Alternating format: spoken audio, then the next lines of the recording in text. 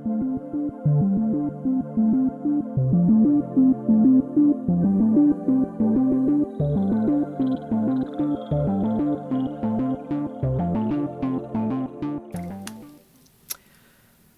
us take a look at our next erroneous shell script. This shell script is going to have problems dealing with redirecting. And I know that you're saying I'm having a lot of difficulty redirecting my anger and frustration with how much I have to know to be able to use shell correctly. But in truth, it's a simple set of mechanisms plus a very long historical legacy going back 40, 50 years, and some core mental models and some core guidances that will allow you to be successful with this extraordinarily effective and powerful tool. Here's our premise. I've got a file that contains some data. And I'm going to take a hash of that data and I'm going to write it to disk. So I'm going to write the file to disk and I'm going to write the hash of that file to disk. And the reason I'm going to do that is I want to share this file with somebody else. Maybe this is a binary, maybe this is some kind of secured data. I want to share this with other people. I want to say, come to my website and I am going to give you a hash and I'm going to give you an ISO or a binary or whatever to download. And on the other end, to make sure that you have downloaded that correctly and the thing that you received is exactly what I intended for you to receive, I'm going to give you the ability to check that hash against the thing that you downloaded. And in fact, those of you who download Linux ISOs are very familiar with it. In that directory where you see the Linux ISOs, you always see a SHA-256, SHA-512 sum. You see some hash sums. If you're familiar with packaging technologies, on Arch we have package build, and in your package build you list all of the files that you anticipate that you're going to work on in order to build your package, and you list the hashes of those just to make sure that they exist on disk exactly the way that you think they should. And of course, if you put that into your AUR repository, you might sign that git commit so that you can have a chain of trust saying, this package is built from units that I'm certain are verified and were verified when I created this package definition. In our script, what we're going to do is we're going to create some files and we're going to compute their sum. We're going to start up an HTTP server and we're going to download those files. But we're only going to try to retain the files where the hash sums, where the XXH32 sums match what our manifest tells them they should be. Because we're worried that we'll have some automated deployment script or some automated management script, and it's going to download some packages to install. Maybe some of these packages are not provided via our package manager. Maybe there's some third-party website we have to download these from.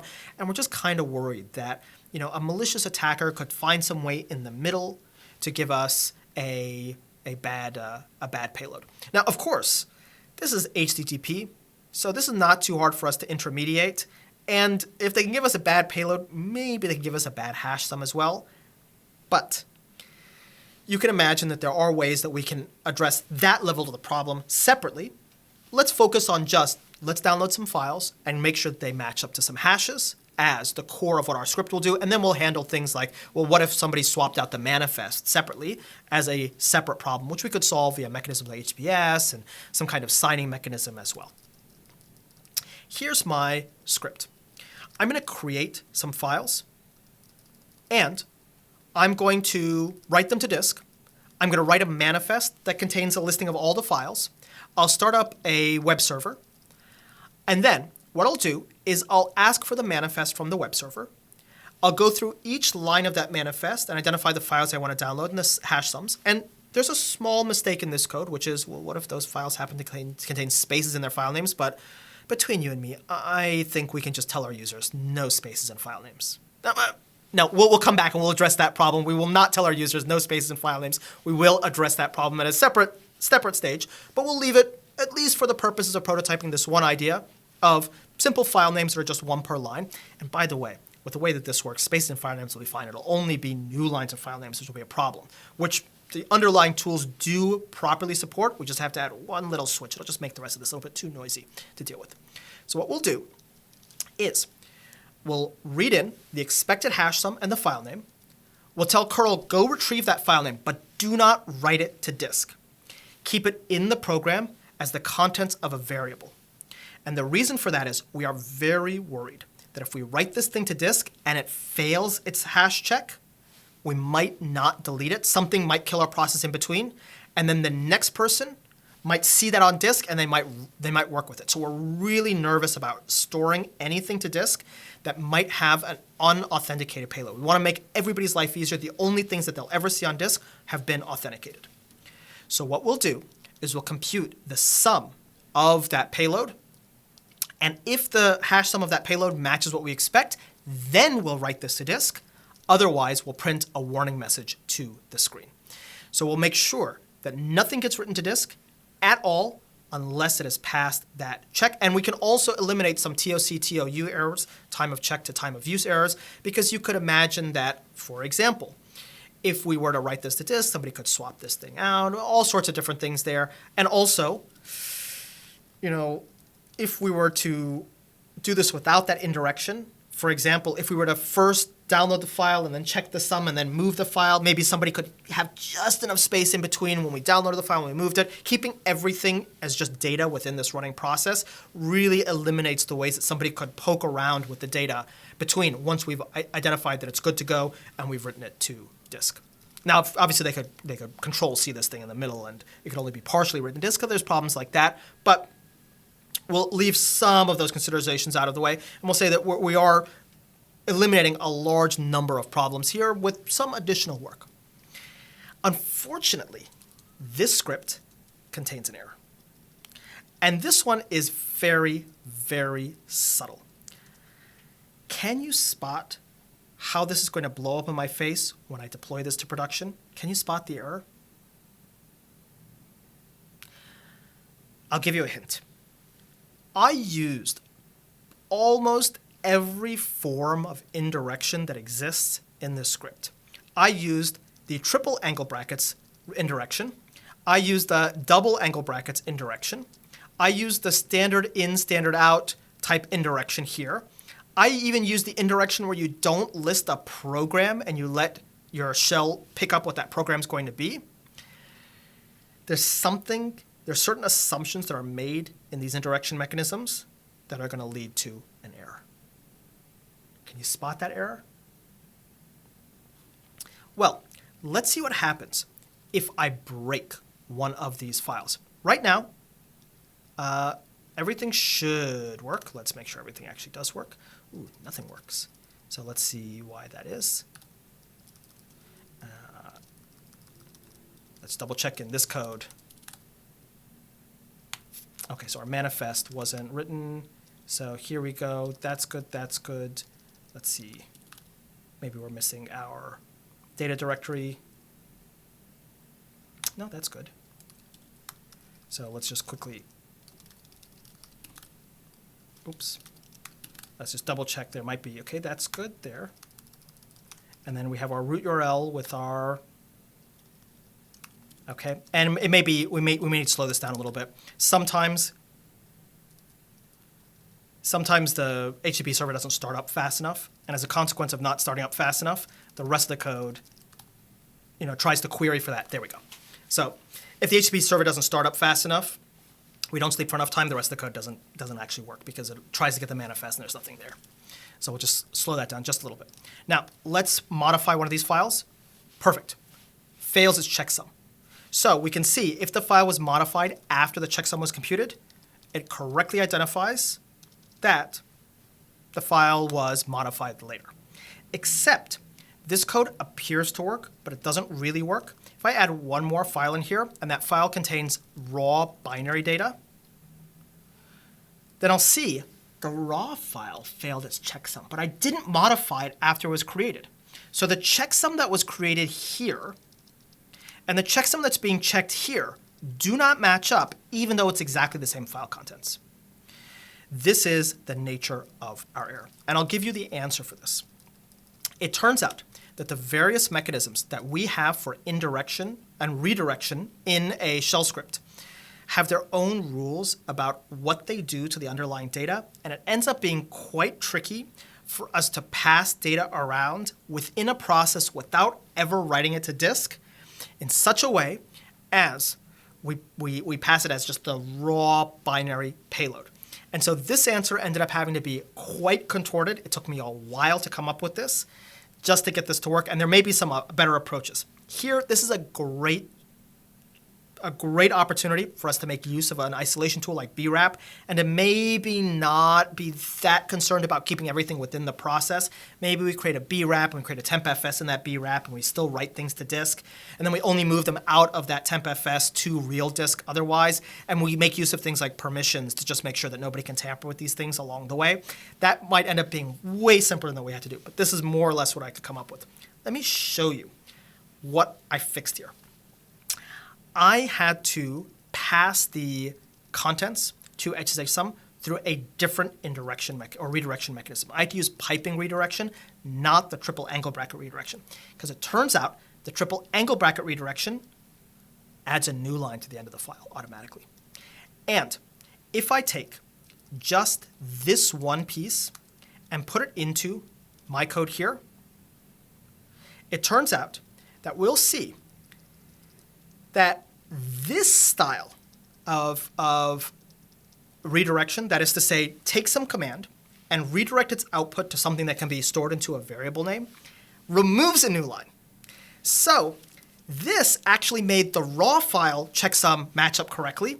And in fact, it discovered that the script that we had that appeared to work on the text files was only incidentally working because one level of redirection was removing a new line and another one was adding that new line back in. And it worked for the text file that had that extra new line at the end, but not for the raw binary file. This is a very common thing that you might run into when you have the wrong mental models in shell. You make one fix that you think is the right fix and it breaks something else and you're like, oh my goodness, I thought I had that one line of code that would fix everything. This is key to a misunderstanding of the core models. So let's talk about how all of this works. Your shell is a fantastic tool for constructing complex ad hoc automations by tying together many different programs written in any programming language via piping and redirection mechanisms. I genuinely don't think there are any other tools that do a better job of setting up complex command running pipelines than the shell. This is possible to do with the subprocess module in Python or with os.exec and fork, but it becomes really clumsy really quickly, and what you can do in just a couple of short, clear lines of shell take a lot of work in Python. You can tell me about things like subprocess.popen, and I'll tell you, try to read the documentation for subprocess.popen. You thought the Z shell or the bash manual was boring? My goodness, it is a lot of detail, and despite being very general, is still very specific to only a narrow subset of things that you want to be able to do.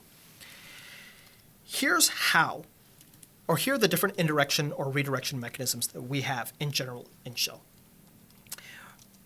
All programs that are started by your Linux operating system are given file descriptors at birth. They're given a standard in, a standard out, and a standard error. And these are numbered.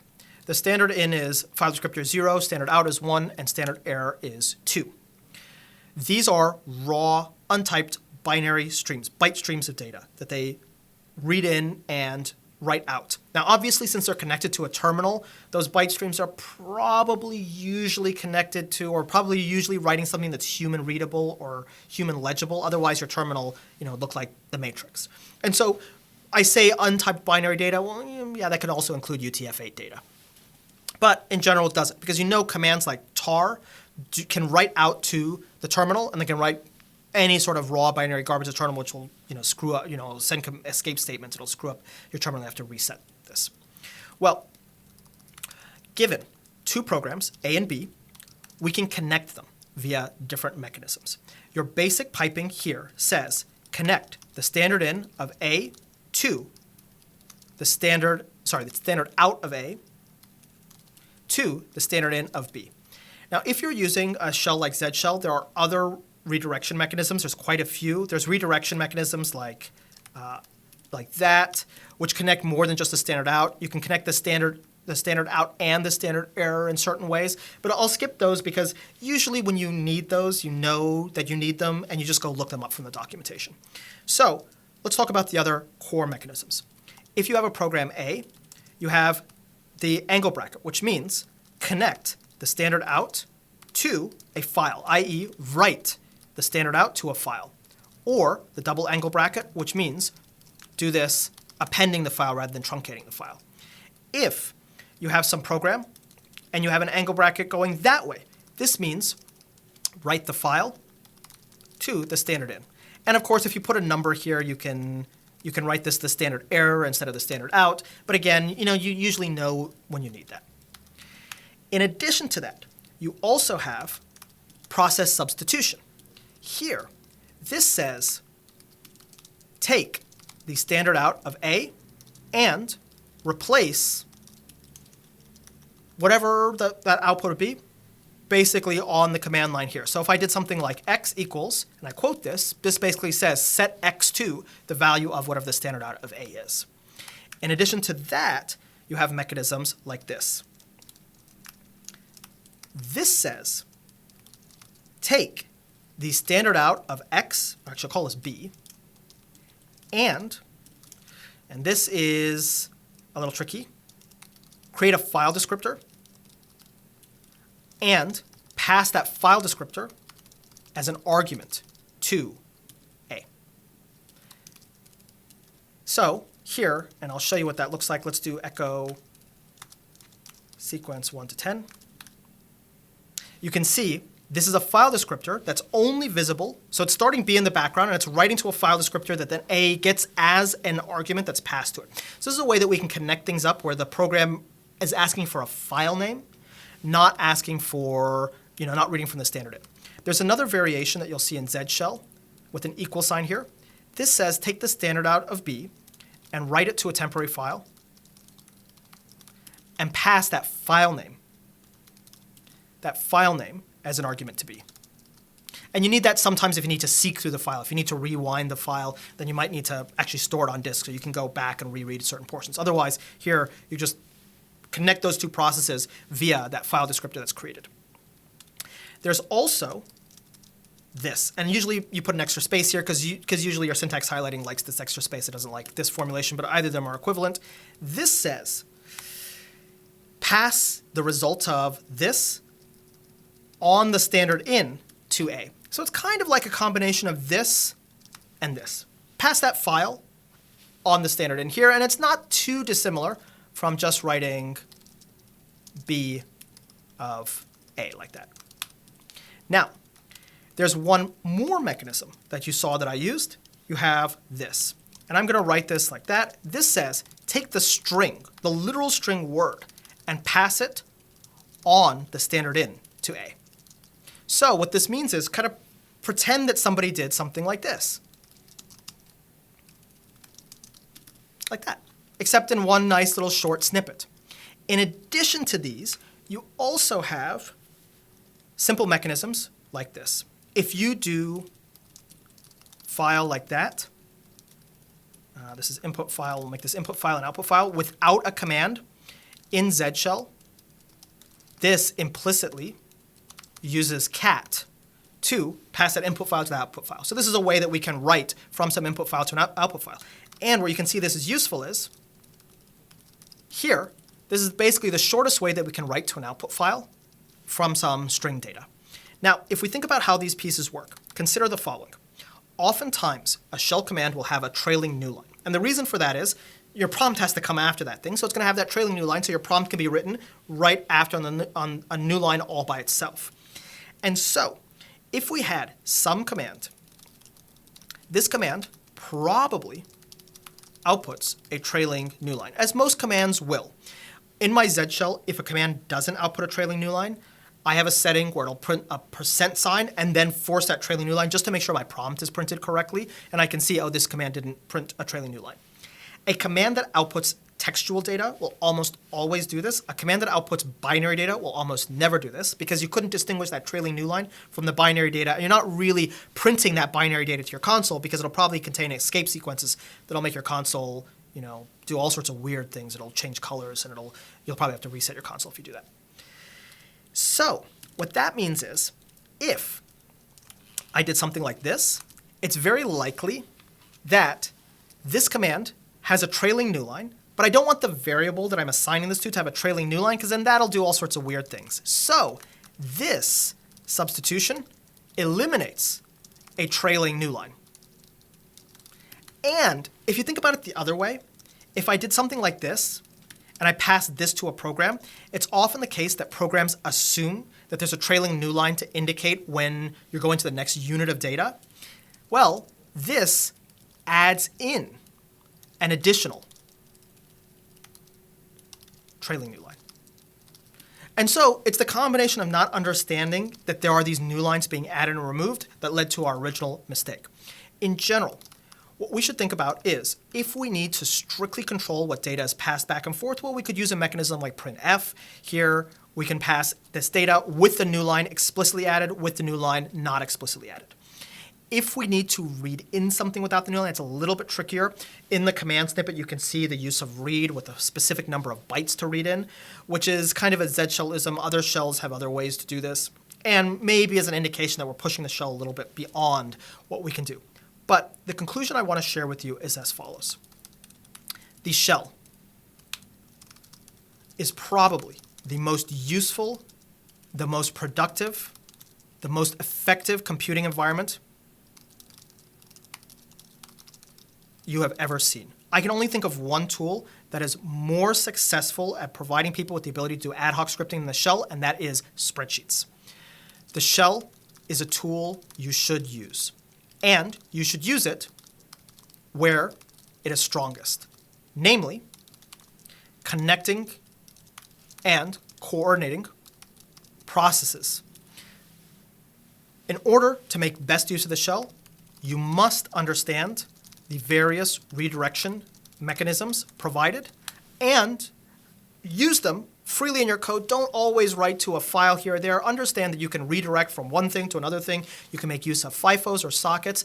This will, in the absence of the use of these indirection mechanisms, you'll find that your shell scripts tend to be a little bit longer. They create more temporary files on disk than they really need to. They might work, but they're just a little bit less direct, a little bit less to the point, and they're really not making use of the thing that the shell is good at, which is building complex automations from small building blocks.